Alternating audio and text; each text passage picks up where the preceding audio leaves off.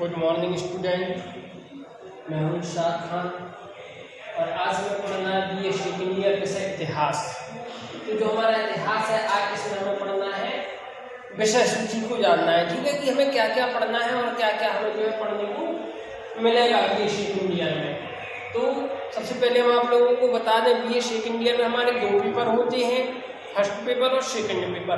तो जो हमारा जे है 1526 से लेकर 1740 ईस्वी तक जे हमारा फर्स्ट पेपर है और जो सेकंड पेपर है वो है हमारा यूरोप का पेपर। जो आपका फर्स्ट पेपर है ये आपका ऑप्शनल पेपर है।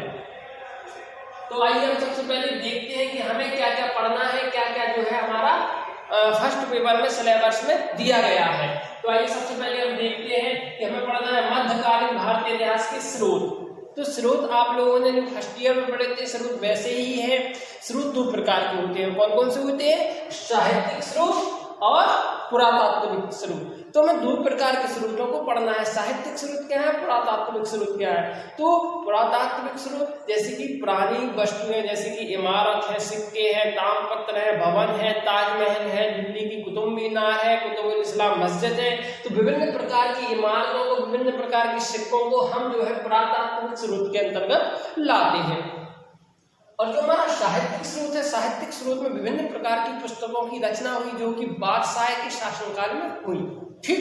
तो वो साहित्यिक स्रोत के अंतर्गत आते हैं, जैसे कि बाबरनामा जो बाबर ने स्वयं लिखी है, उसमें अपनी आत्मकथा का वर्णन किया गया है जो कि तुर्की भाषा में है। और इसे जो है आपको ध्यानपूर्वक पढ़ना है क्योंकि ये हमारा ऑप्शनल पेपर है और इसमें बहुत छोटी छोटी चीजें आ सकती है। जैसे कि क्वेश्चन आ सकता है कि जो बाबर की पुस्तक है, तो जो कि बाबर की पुस्तक आत्मकथा है वो किस भाषा में लिखी गई है? तो वो तुर्की भाषा में लिखी गई है, ठीक। और जैसे कि एक पुस्तक और है हुमायूं नामा, जिसे जो है लिखने का कार्य किया है गुलबदन बेगम ने। गुलबदन बेगम कौन थी? हुमायूं की बहन थी, ठीक, बाबर की पुत्री थी। तो हमें इस प्रकार की छोटी छोटी चीजों को पढ़ना है। तो ये हमारे क्या होगा? साहित्यिक स्रोत और पुरातात्विक स्रोत, ठीक। स्रोतों में आपको किसी भी प्रकार की समस्या नहीं है और जब हम सिलेबस स्टार्ट करेंगे उसमें जो है हमें विस्तार पूर्वक पढ़ना है। जी अभी जो है हमारा सिलेबस है, विषय सूची ऐसे हमें जानना है। और फिर इसके बाद क्या है? उत्तर भारत का राजनीतिक परिदृश्य, बाबर व हुमायूं। तो जब बाबर फरगना में था, फरगना में रहने के तत्पश्चात जो है उसने भारत पर अपनी दृष्टि डाली, भारत पर अपनी नजर डाली। तो उस समय उत्तर भारत की राजनीतिक स्थिति क्या थी? जो राज्य थे वो एकमत थे या एकता में रहते थे और जो शक्ति थी वो छिन्न भिन्न थी या एकत्रित थी। तो आप लोगों को पता ही है कि जो है जब उत्तर भारत पर बाबर ने अपनी दृष्टि डाली थी, नजर डाली थी, उस समय हमारे यहाँ की जो शक्ति थी वो कैसी थी? छिन्न भिन्न थी। दिल्ली किसी के अधिकार में था, मेवाड़ किसी के अधिकार में था, पंजाब किसी के अधिकार में था। तो इस प्रकार से जो है छोटे मोटे राजा थे और छोटे मोटे राज्यों पर अपना अधिकार किए हुए था, ठीक। तो यह बाबर को जो है 100 अवसर प्राप्त हुआ। और इसमें हमें क्या पढ़ना है? बाबर को और हुमायूं को भी पढ़ना है क्योंकि उत्तर भारत का राजनीतिक जो परिदृश्य है उस पर हुमायूं और बाबर ने दोनों ने अपनी नजर को आकर्षित किया था, ठीक। इसके पश्चात हम देखेंगे शेरशाह सूरी और उसका प्रशासन। तो ये शेरशाह सूरी जो है हम कौन सा वंश पढ़ रहे हैं? मुगल वंश पढ़ रहे हैं, ठीक। 1526 से लेके 1740 ईस्वी तक हमें किस वंश को पढ़ना है? मुगल वंश को पढ़ना है, ठीक। हमने BA फर्स्ट ईयर में क्या पढ़ा था? सिर्फ सल्तनत काल को पढ़ा था और अभी हम पढ़ रहे हैं मुगल काल। तो जो शेरशाह सूरी था इसका वास्तविक नाम फरीद था और इसने जो है सूर वंश की स्थापना की थी। कौन से वंश की स्थापना की थी?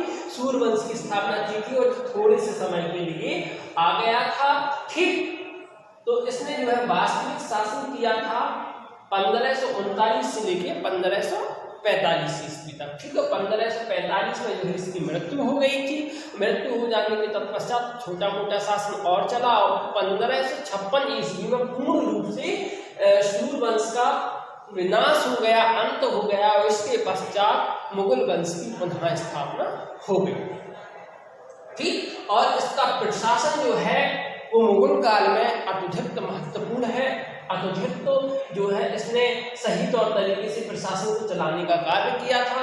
इस प्रकार से जो है इसका प्रशासन इम्पोर्टेंट है। इसके बाद आ जाता है अकबर एवं उसका प्रशासन।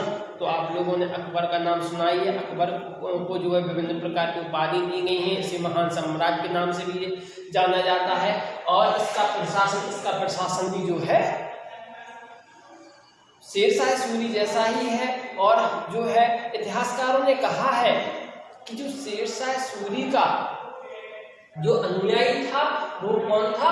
अकबर था। तो अकबर को शेरशाह सूरी का अनुयायी कहा जाता है। बिल्कुल उसी तरीके से जो है इसने प्रशासन चलाया, वही नापतोल, वही जो है जनता को सुख सुविधाएं, तालाबों की स्थापना, पेड़ों की स्थापना, जो है मदरसों की स्थापना, स्कूलों की स्थापना, तो विभिन्न प्रकार के इस प्रकार के प्रशासनिक कार्य किए जिस प्रकार से जो है शेरशाह सूरी ने किए थे उसी प्रकार से अकबर ने किए थे। ठीक है, तो अकबर का प्रशासन, ठीक, तो अकबर को भी हमें पढ़ना है।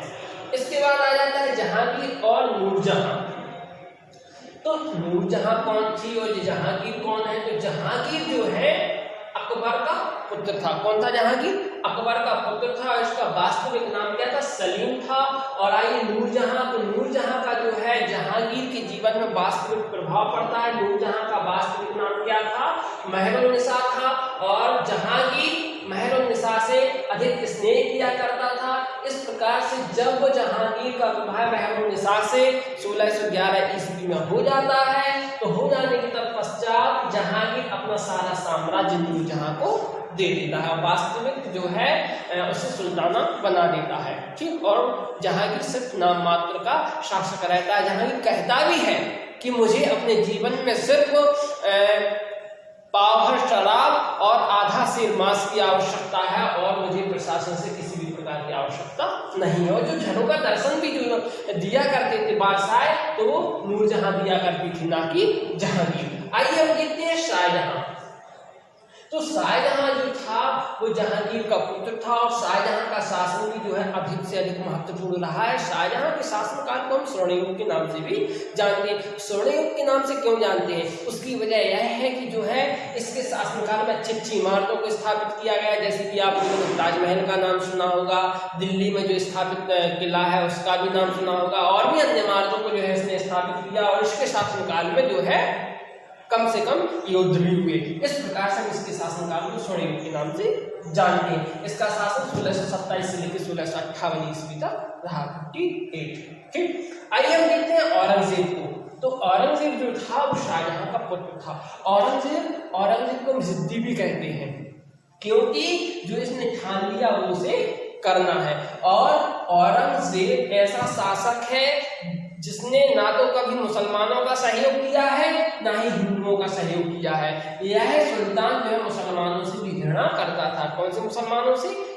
शिया मुसलमानों से। मुसलमानों में कई फिरके होते हैं, एक शिया जो जाति थी उन जाति से भी घृणा करता था, उन पर भी जो है आक्रमण किया करता था। ठीक, तो इसका जो शासन रहा 1658 से लेकर 1707 तक, यहाँ तक वास्तविक मुगल साम्राज्य जो है स्थायी रूप से चला। इसके पश्चात जो है मुगल शासन तो आगे तक भी चला, लेकिन जो है कोई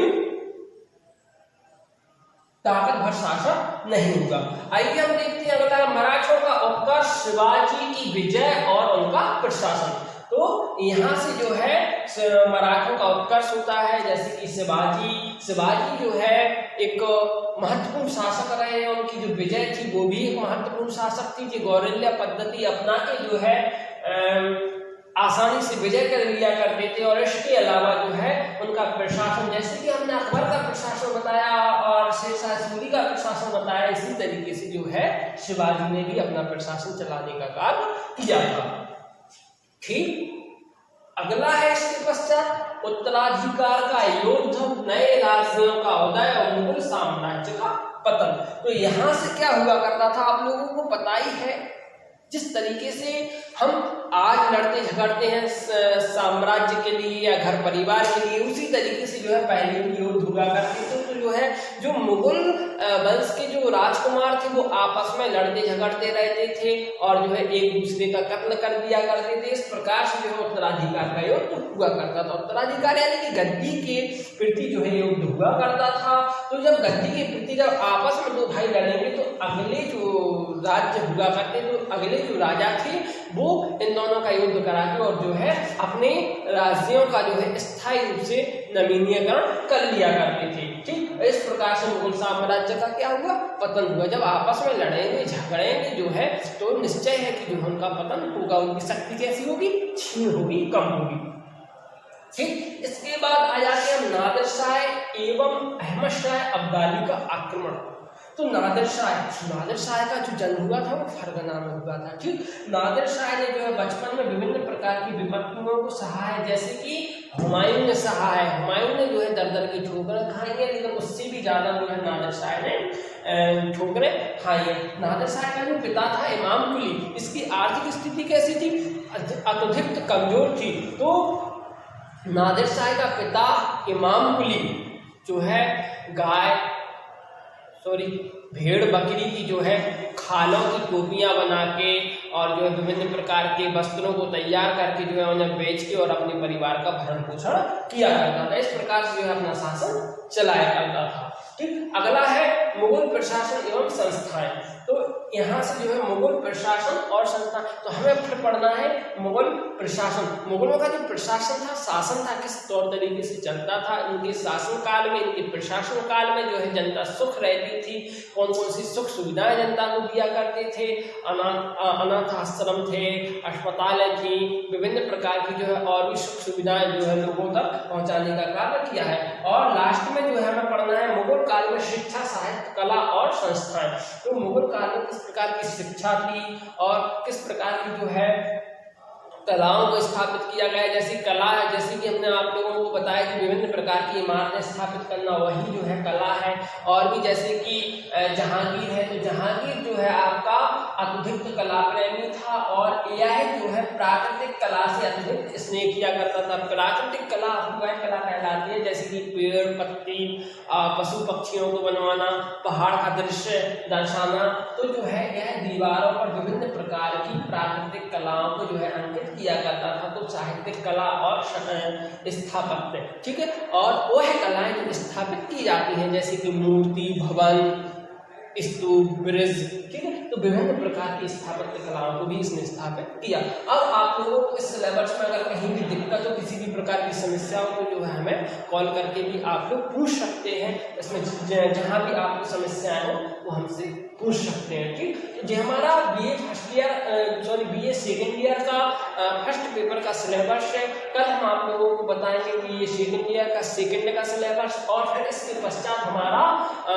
फर्स्ट पेपर का जो है हम सिलेबस स्टार्ट करेंगे।